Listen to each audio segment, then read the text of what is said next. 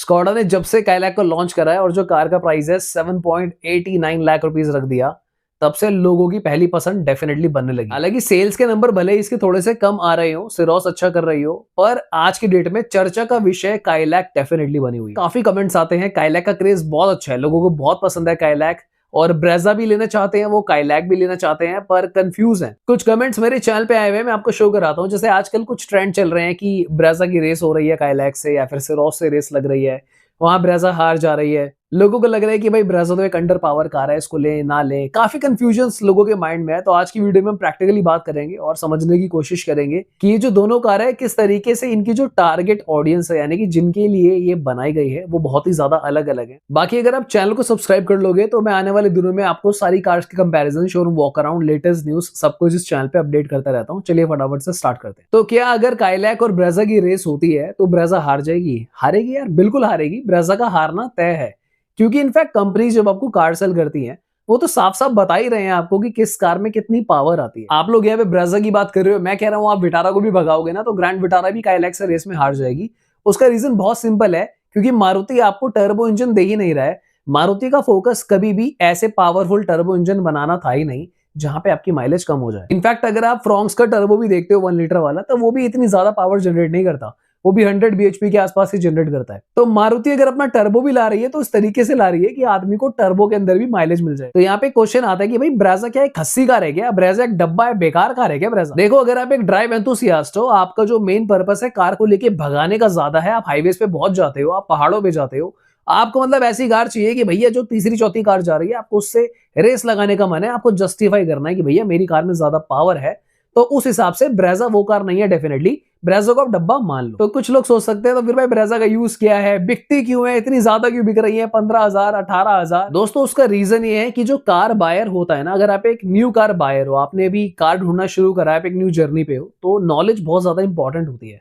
Car खरीदना ना कोई मजाक वाली चीज तो होती नहीं है, कोई टी शर्ट नहीं है कि आपने ऑनलाइन मंगा ली और रिटर्न कर दिया, पसंद नहीं आई तो। कार खरीदने का मतलब है एक स्ट्रेटेजिक प्लानिंग, जहां पे आपके फाइनेंशियल्स, आपका ओवरऑल जो यूज केस है कार का, आप किस तरीके के ड्राइवर हो, आप अपनी कार से क्या एक्सपेक्ट करते हो, ये सारी चीजें मैटर करती हैं। अब दोस्तों, जिस तरीके की कार ब्रेजा है ना, ब्रेजा आपको वो सब ऑफर नहीं करती जो आप एक अत्याधुनिक कार में ढूंढ रहे हो। ब्रेजा डेफिनेटली वो कार नहीं है जो एक ड्राइव एंथुसियास्ट के हिसाब से कार होती है। मैं आपको एक बात बताता हूँ बहुत अजीब सी, मेरे पास कुछ साल पहले ना पोलो थी, वॉक्सवैगन की पोलो थी, पर वक्त के साथ साथ जैसे जैसे हम बड़े होते हैं हमारी रिस्पॉन्सिबिलिटीज बदलती हैं, हमारे ट्रैवल चेंज होते हैं, हमारा माइंडसेट चेंज होता है, तो डिसीजन आपको उसके हिसाब से लेना होता है। मारुति ब्रेजा एक ऐसी कार है दोस्तों जो आपको माइलेज अच्छी प्रोवाइड करेगी। वो एक ऐसी कार है जो आपको अंदर बैठने के बाद ये तो एहसास नहीं कराएगी कि वो सबसे ही सुंदर कार है, पर ये एहसास जरूर कराएगी कि कल को अगर आप इसे बेचते हो तो कोई भी रैंडम बायर उसको खरीद लेगा और आपको रीसेल वैल्यू ज्यादा दे देगा। मारुति के केस में जो ब्रेजा है उसकी जो लॉन्ग टर्म मेंटेनेंस है, उसकी कॉस्ट भी कम है, पर कंपैरेटिवली आप स्कोडा देखते हो तो भैया इनमें क्या होता है, इनके पार्ट्स की लाइफ ज्यादा होती है,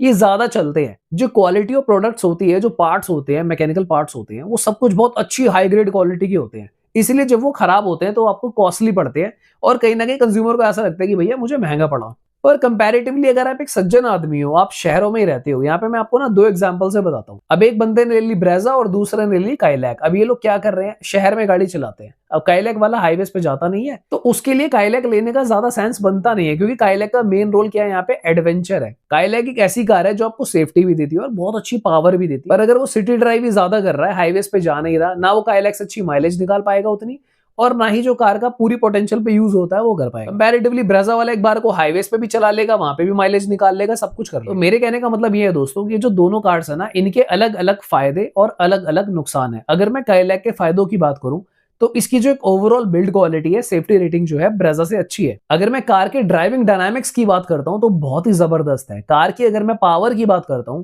अगर आप ड्रैग रेस करा के ब्रेजा को बुरी तरह हराना चाहते हो तो ब्रेजा का हारना तय है। अगर आप एक प्रीमियम ब्रांड की कार चाहते हो, आपको भेड़ चाल नहीं करनी है, आपको टाटा, महिंद्रा, मारुति, हुंडई ये सब नहीं चाहिए अपनी कार पे, तो उसमें भी आपको स्कोडा की तरफ जाना चाहिए। आपकी फाइनेंशियल प्रोफाइल अगर सही है, आपको पता है कि जो स्कोडा में पार्ट चेंज होते हैं कुछ सालों बाद, जब उसका थोड़ा बहुत खर्चा आना शुरू होता है, वो बाकी ब्रांड से थोड़ा सा कॉस्टली पड़ जाता है, तो उस केस में भी आप बिल्कुल सही डायरेक्शन में जाते हैं। कंपैरेटिवली अगर हम ब्रेजा की बात करते हैं तो उसका यूज केस बहुत ही ज्यादा अलग है। ब्रेजा में आपको अलग चीजें मिलती है। सबसे बड़ा रीजन जो लोग ब्रेजा खरीद रहे हैं आज की डेट में, कि भैया इसकी एक तो रीसेल वैल्यू जो है बहुत ज्यादा होती है, यानी कि इन फ्यूचर अगर आपको बेचनी हो तो भैया आपको बहुत अच्छा पैसा मिल जाएगा। अब हो सकता है यहाँ पे कुछ बुद्धिजीवी जो है, स्मार्ट लोग हैं, वो कमेंट करेंगे कि यार हम बेचने के लिए थोड़ी कार खरीदते हैं, तुम्हें क्या पता हमारा क्या यूज है। एग्जैक्टली मुझे नहीं पता आपका क्या यूज है, और वैसे ही आपको ये भी नहीं पता कि जो दूसरा भाई खरीद रहा है उसका क्या यूज है।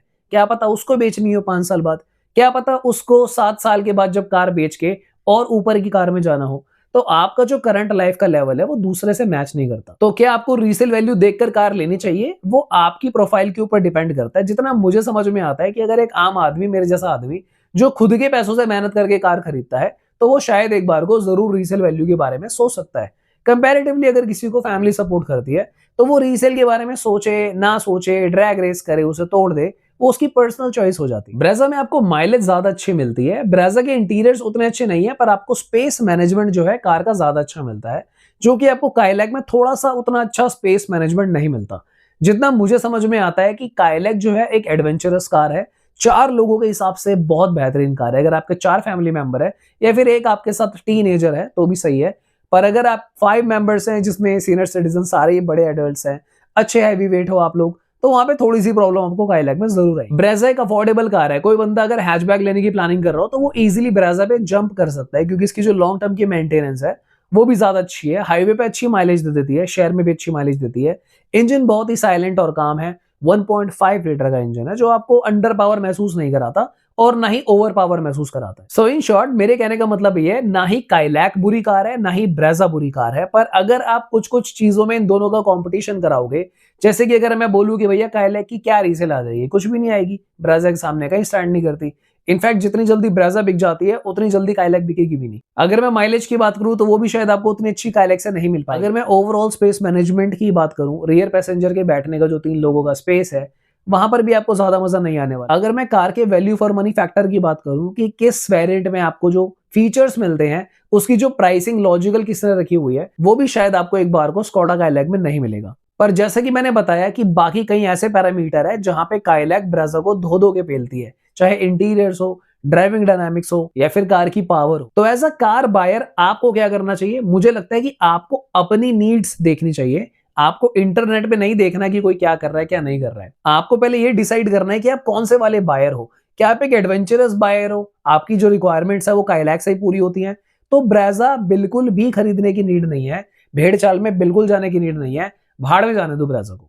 पर अगर आप कोई ऐसे शख्स हो, आप एक मिडिल क्लास फैमिली से आते हो, आपका जो मेन गोल है कार तो है, पर आपको अपने फाइनेंसेस को भी देखना है, आप एक जिम्मेदार पर्सन हो, आपके ऊपर दुनिया भर की और भी रिस्पॉन्सिबिलिटी है। आप अपनी ब्रेजा खरीदो और भाड़ में जाने दो काइलैक को, कोई फर्क नहीं पड़ता। सो जो इंटरनेट पे डिस्कशंस है वो तो हमेशा चलते रहेंगे, पर हमारे चैनल पे हम आपको वो चीजें बताते हैं जिसका कोई सेंस बनता हो, जो आपको कार बाइंग जर्नी में हेल्प करता हो। तो आई होप आज की वीडियो में आप लोगों को काफी क्लैरिटी आई होगी कि इन दोनों को जो कंपैरिजन किया जा रहा है उसका कोई ज्यादा सेंस बनता नहीं है, क्योंकि जो दोनों कार्स है बहुत अलग फैक्टर्स में नजर आती है। अगर काइलैक से रेस करनी ही है तो टर्बो कार को करनी चाहिए। फॉर एग्जांपल 3XO रेस करे उसके साथ, या फिर नेक्सॉन रेस करे, या फिर सिरोस रेस करे, that make more sense. Brezza में जब टर्बो इंजन आता ही नहीं है, ब्रेजा की रेस करानी हो तो क्रेटा से करा लो, सेल्टोस से करा लो, ग्रैंड विटारा से करा लो, that will make more sense. तो जो भी वीडियोस आप इंटरनेट पे देख रहे हो, मे बी वो अपने मन की खुशी के लिए रेस लगा रहे हो, उससे आपको ज्यादा इन्फ्लुएंस होने की नीड नहीं है। आपको डिसाइड करना है कि आपको भी क्या भगानी है, क्योंकि भगाने के साथ साथ और भी सेफ्टी रिस्क इन्वॉल्व होते हैं।